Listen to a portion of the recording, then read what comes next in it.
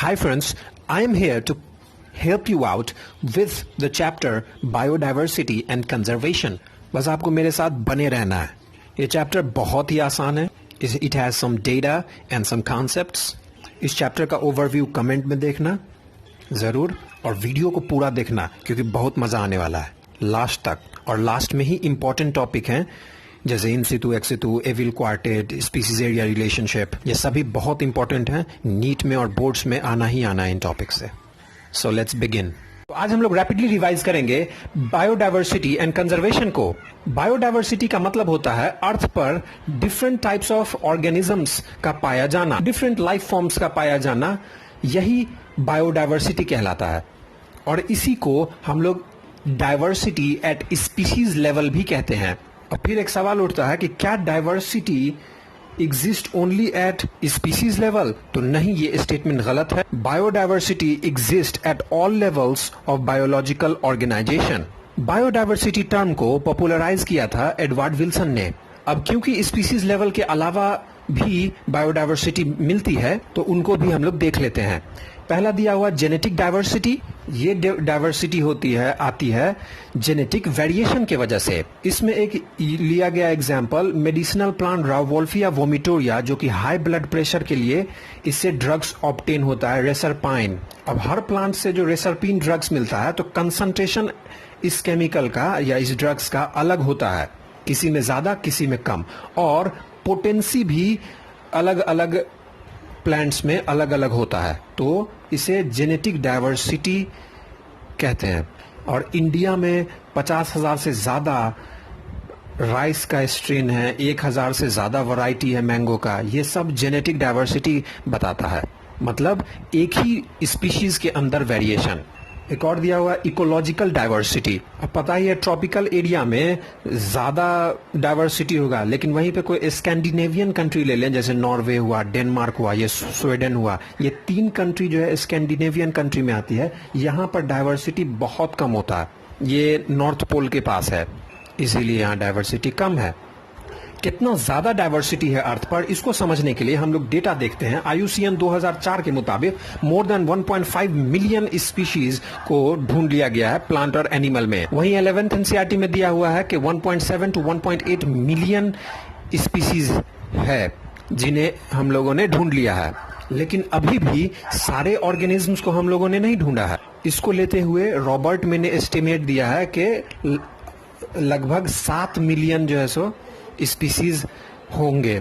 और ये एनसीईआरटी का statement for many taxonomic group species inventories are more complete in temperate than in tropical countries. इसका मतलब है कि टेम्परेट कंट्रीज में मैक्सिमम ऑर्गेनिजम्स को खोजा जा चुका है, लेकिन वहीं पे ट्रॉपिकल कंट्रीज में क्योंकि डाइवर्सिटी इक्वेटर के पास बहुत ज्यादा होती है तो वहां सबको नहीं ढूंढा गया है और वहां पे जो टैक्सोनॉमिक ग्रुप्स है उसको कंप्लीट करना बाकी है.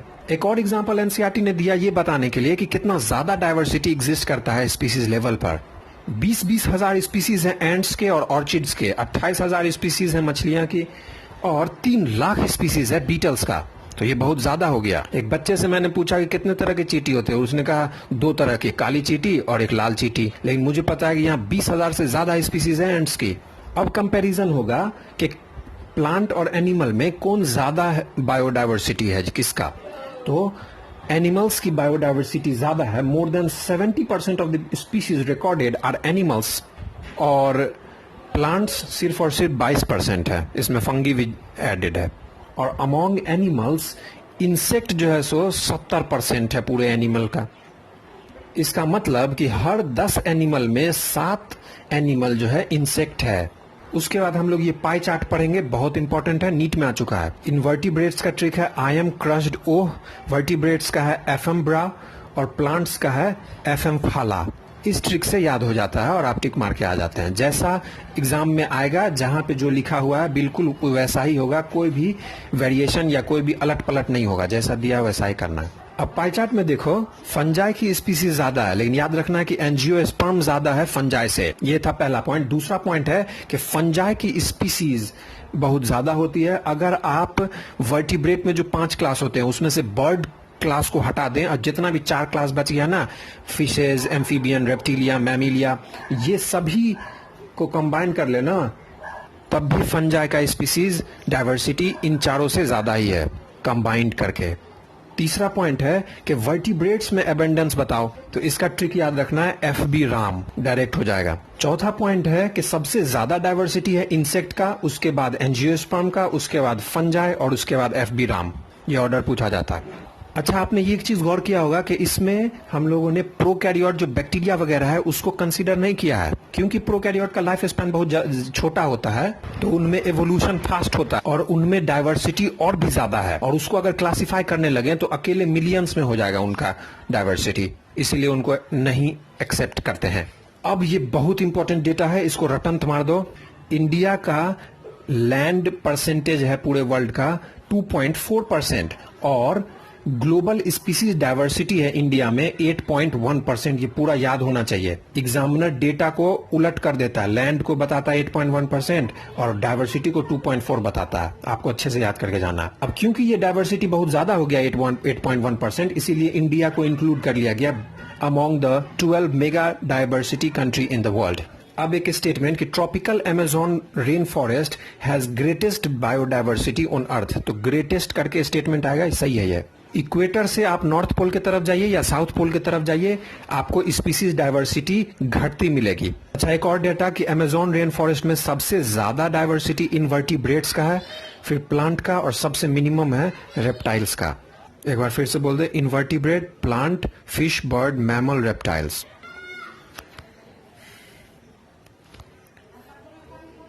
फिर सवाल उठता है कि इक्वेटर पर इतना ज्यादा डाइवर्सिटी क्यों है? तो इसका जवाब है कि इक्वेटर पर सोलर एनर्जी ज्यादा अवेलेबल होती है और यहां पर कोई भी सीजनल वेरिएशन बहुत ज्यादा नहीं होता, लेस सीजनल वेरिएशन होता है, विच प्रमोटेज निके स्पेशलाइजेशन। ये याद रखना, निके स्पेशलाइजेशन को प्रमोट करता है ट्रॉपिकल रीजन में, मतलब प्रमोट होता है ये। और कोई डिस्टर्ब ही नहीं हुआ, इसीलिए एवोल्यूशन अच्छे से हुआ और इस एवोल्यूशन को अच्छे से समय मिला और स्पीसीज डाइवर्सिटी बढ़ गई इक्वेटर पर।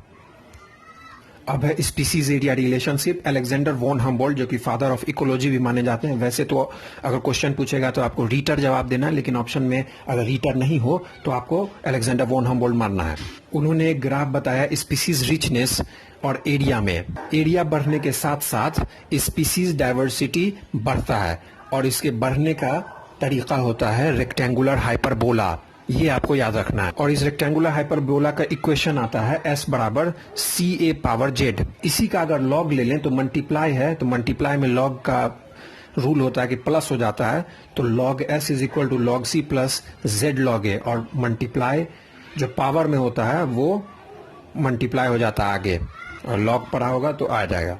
अब इक्वेशन में ये जो लेटर्स हैं इन सब का एक एक मीनिंग है। S से स्पीसीज रिचनेस है, A से एरिया है, Z से स्लोप है और C Y इंटरसेप्ट है। और इसमें जो स्लोप की वैल्यू है, जो Z की वैल्यू है, ये 0.1 से 0.2 के रेंज में ही रहती है और टैक्सोनॉमिक ग्रुप या किसी रीजन पे डिपेंड नहीं करता है, जनरली यही है। लेकिन अगर आप बहुत लार्ज एरिया को सर्वे करने लगे, फॉर एग्जाम्पल इंटायर कॉन्टिनेंट को, तो स्लोप आपको मिलेगा 0.6 से 1.2। 1.2 मतलब लगभग 50 डिग्री हुआ, क्योंकि tan 45 डिग्री 1 होता है तो स्लोप tan थीटा से आता है ना, तो tan 45 1 होता है, ये 1 से ज्यादा है तो 45 से थोड़ा सा ज्यादा होगा। अलग अलग कॉन्टिनेंट्स में फ्रूगीवोर्स और मैमल्स का स्लोप जो है 1.15 पाया गया है, ये याद रखना है। उसके बाद डेविड टिलमैन का एक्सपेरिमेंट था, उन्होंने बताया स्पीसीज डाइवर्सिटी अगर ज्यादा है तो हायर प्रोडक्टिविटी होगा, और दूसरी बात बताया कि अगर स्पीसीज डाइवर्सिटी ज्यादा है तो टोटल बायोमास में वेरिएशन लेस होगा ईयर टू ईयर। दूसरी बात है रिवेट पॉपर हाइपोथेसिस, जो कि पाउल एहलिच ने दिया था। ये स्टैनफोर्ड यूनिवर्सिटी के इकोलॉजिस्ट रह चुके हैं। इन्होंने इकोसिस्टम को एरोप्लेन से कंपैरिजन किया। अगर एरोप्लेन से एक एक बोल्ट निकालते जाएं, बोल्ट या रिवेट निकालते जाएं, और एक बोल्ट है स्पीशीज, तो हो सकता है कि एरोप्लेन के फ्लाइट सेफ्टी पे कुछ फर्क ना पड़े, बल्कि डिपेंड करेगा इस पे कि जो आप बोल्ट हटा रहे हैं वो कहां से हटा रहे हैं, जो स्पीसीज आप हटा रहे हैं वो किस स्पीसीज को हटा रहे हैं। अगर किसी की स्टोन स्पीसीज को हटा रहे हैं या फिर क्रिटिकल लिंक स्पीसीज को हटा रहे हैं, जैसे lion in a forest, fig tree in a tropical rain forest और बीज एज अ पॉलिनेटर, तो इकोसिस्टम कोलैप्स कर जाएगा, तबाह बर्बाद हो जाएगा। आइंस्टीन ने भी ये कहा है कि अगर पूरे दुनिया का हनी बी खत्म हो गया तो उसके बाद कुछ ही सालों के बाद ह्यूमंस खत्म हो जाएंगे, क्योंकि bees are the major pollinators for the plants. और पॉलिनेशन नहीं होगा तो रिप्रोडक्शन नहीं होगा, रिप्रोडक्शन नहीं होगा तो कुछ खाना अनाज बनेगा ही नहीं, खत्म। आईयूसीएन 2004 का डेटा बताता है कि 784 स्पीसीज का एक्सटिंक्शन हो गया लास्ट 500 इयर्स में। इसमें पहला है डोडो ऑफ मॉरिशस आइलैंड। ये एक फ्लाइटलेस बर्ड थी, बहुत बड़ी हाइट की, मतलब साइज ज्यादा था, लगभग 15-20 केजी का थी। इसको मुर्गी मत समझ लेना, साइज थोड़ा ज्यादा था इसका। दूसरा था quagga, a sub species of zebra, जो कि अफ्रीका से एक्सटिंक्ट हुआ है। तीसरा था थायालासीन, को तस्मेनियन वुल्फ या तस्मेनियन टाइगर भी कहते थे, और इसको इतना हंटिंग किया और हैबिटेट लॉस हो गया, पूरा खत्म हो गया, एक्सटिंक्ट हो चुका है। स्टीलर सी काउ का एक्सप्लॉयटेशन हो गया, कितना न खाना भूख लगा था रशियंस को कि इसको भी एक्सटिंक्ट कर दिया। और 3 सब स्पीसीज ऑफ टाइगर भी एक्सटिंक्ट हो गए हैं, याद रखना है, जावन, बाली एंड कैस्पियन। अच्छा, एक्सटिंक्शन जो है सो ऐसा नहीं कि एक्सटिंक्शन रैंडम होता है, बल्कि कुछ ग्रुप्स ऑफ ऑर्गेनिज्म ज्यादा वल्नरेबल होते हैं एक्सटिंक्शन के। फॉर एग्जांपल, एनिमल्स में सबसे ज्यादा वल्नरेबल है amphibians with 32% of extinction threat, और प्लांट्स में सबसे ज्यादा खतरा है जिम्नोस्पर्म को। जिम्नोस्पर्म सबसे ज्यादा कट होता है, वुड चाहिए होता है हम लोग को, इसलिए। अब सवाल उठता है काउज ऑफ बायोडायवर्सिटी लॉस। वैसे 4 मेजर काउज हैं इसके, इसको एविल क्वार्टेट कहते हैं, क्वार्ट मतलब 4 होता है। इसमें सबसे इंपॉर्टेंट होता है, सबसे इंपॉर्टेंट फैक्टर जो कि बायोडायवर्सिटी लॉस के लिए रिस्पॉन्सिबल है, वो है हैबिटेट लॉस और फ्रेगमेंटेशन। किसी का घर ही तबाह कर दोगे तब तो बर्बाद ही ना हो गया, वो एक्सटिंक्ट ही कर जाएगा। मोस्ट इंपॉर्टेंट फैक्टर है, याद रखना, ये पूछा जाता। पहले ट्रॉपिकल रेन फॉरेस्ट 14% अर्थ का लैंड सरफेस घेरता, लेकिन अब सिर्फ 6% घेरता है, क्योंकि डिफॉरेस्टेशन हो रहा है। उसका डिफॉरेस्टेशन कर दिया जा रहा है फॉर कल्टीवेशन ऑफ सोयाबीन, या फिर उसको कन्वर्ट कर दिया जाता है ग्रासलैंड में, ताकि कैटल ग्रेजिंग कर सकें। दूसरा है over exploitation, when need turns into greed. भाई अपना पेट भर लो, लेकिन नहीं, आपको तो फैक्ट्री खोलना है। आप तो इसमें 2 एग्जांपल आपको याद रखना है, स्टेलर सी काउ का ओवर एक्सप्लॉयटेशन हो गया, पैसेंजर पिजन का भी ओवर एक्सप्लॉयटेशन से ही खत्म हुआ ये दोनों। तीसरा सबसे बड़ा काउज है एलियन स्पीसीज इन्वेजन। कोई ऑर्गेनिज्म खुशी खुशी अपने निक में रह रहा है, लेकिन तभी एक दूसरा स्पीसीज वहां पे इन्वेड कर जाता है जो कि सुपीरियर है। एग्जांपल दिया गया यहाँ पे नाइल पर्च, जो कि ईस्ट अफ्रीका में इंट्रोड्यूस किया गया था लेक विक्टोरिया में। ये एक बहुत बड़ी मछली होती है। पहले एनिमल प्लानेट पे जो मॉन्स्टर ऑफ रिवर करके एक शो आता था, उसमें इसको दिखाया गया है। अगर आपने देखा है then your childhood was awesome. तो ये बड़ी मछली है, ये छोटे छोटे मछलियों को, जो किचली फिश है, उस सभी को खा गया, और 200 से ज्यादा स्पीसीज जो है सो बर्बाद हो गया, खत्म हो गया, because of introduction of Nile perch in the Victoria lake. दूसरा मछली का इंट्रोडक्शन हुआ है अफ्रीकन कैटफिश क्लैरियस गैरीपाइनस। ये जो इंडिजिनस कैटफिश को खतरा है इससे। और तीसरा एग्जाम्पल होगा इन्वेसिव वीड का, जैसे कि वाटर हाइसिन टेरर ऑफ बंगाल और पार्थेनियम कैरोट ग्रास, जो कि बाहर से इंपोर्ट किया जाता है, वीट के साथ आ जाता है। और lantana, speciality of tropical rain forest lantana होता है, जिम्नोस्पर्म का, ये इंपॉर्टेंट पूछा जाता है लैंटेना। चौथा है को एक्सटेंशन। एक स्पीसीज को आप मार दिए हैबिटेट लॉस से, अब उसके साथ जो उस पर डिपेंडेंट था ना दूसरा स्पीसीज, वो भी एक्सटेंट कर गया। दिस इज कॉल्ड को एक्सटेंशन। ऐसा ज्यादातर हम लोग म्यूचुअलिज्म में देखते हैं। म्यूचुअलिज्म में को एग्जिस्टेंस तो नहीं होता, दोनों ऑर्गेनिज्म साथ साथ नहीं रहते, लेकिन को एक्सटेंशन और को एवोल्यूशन होता है। सवाल उठता है कि why we should conserve the biodiversity. तो बायोडायवर्सिटी को हमको कंजर्व करना चाहिए कि हमको ही बहुत ज्यादा फायदा है, और इसको हम लोग नैरो यूटिलिटेरियन कहते हैं, मतलब हम ही को फायदा है, इकोनॉमिक फायदा, इसीलिए हमको इसको कंजर्व करना चाहिए। डेटा दिया हुआ है कि more than 25% of the drugs are obtain from the plants. अब आप सब बायोडायवर्सिटी खत्म कर दीजिएगा तो ड्रग्स कहां से लीजिएगा, दवा कहां से आएगा। और भी बहुत चीजें हैं, food, would, fibre, construction of materials, tannin fibre, perfume and other medicines. एक और दिया हुआ बायो प्रोस्पेक्टिंग। इसको समझिए, हमने जो भी पता लगाया है बायोलॉजी में, ये सब एक्सपेरिमेंट से पता लगाया है। For example 1 gene 1 hypothesis beetle और टेटम दिया था जब न्यूरोस्पोरा पे काम किया था। जब ऐसे ऑर्गेनिज्म ही नहीं रहेंगे जिस पे आप एक्सपेरिमेंट करते हैं, तो फिर आपको साइंस में तरक्की कैसे होगी। फिर चूहा पे ही कितना एक्सपेरिमेंट होता है। तो ये है बायो प्रोस्पेक्टिंग। दूसरा वजह कि क्यों आपको प्रोटेक्ट करना चाहिए बायोडायवर्सिटी को, ये है इनडायरेक्ट फायदा या इनडायरेक्ट सर्विसेज जो इकोसिस्टम करती है। बायोडायवर्सिटी खत्म कर दीजिएगा तो आपको करना पड़ेगा वो सभी काम, अगर आपको सर्वाइव करना है तो। फॉर एग्जाम्पल पॉलिनेशन करवाने में आपका पड़ेगा, आप करवा ही नहीं पाएंगे, फिजिबल ही नहीं होगा बेसिकली। और तीसरा है मोरल ड्यूटी, एथिकल वैल्यूज, संस्कार भी कोई चीज होता है। ठीक है, अब ये पता चल गया कि हमें कंजर्व करना चाहिए, तो अब सवाल उठता है कि हम लोग कंजर्व कैसे करें, तरीका बताओ। तो दो तरीके हो सकते हैं, या तो ऑर्गेनिज्म को जहां पे वो है उसी साइट पे आप कंजर्व कर दो, उसको इन सिटू कंजर्वेशन कहते हैं, या फिर उस अगर थ्रेटेंड स्पीसीज है, एक्सटिंक्ट स्पीसीज है, तो आप उसको वहां से ले जाकर वहां पे मतलब दूसरे जगह ले जाएं, तो उसको कहते हैं एक्स सिटू। अब सवाल उठता है कि कौन सा अच्छा होगा, इन सिटू या एक्स सिटू, ये हमको कमेंट में जवाब चाहिए। I will answer you.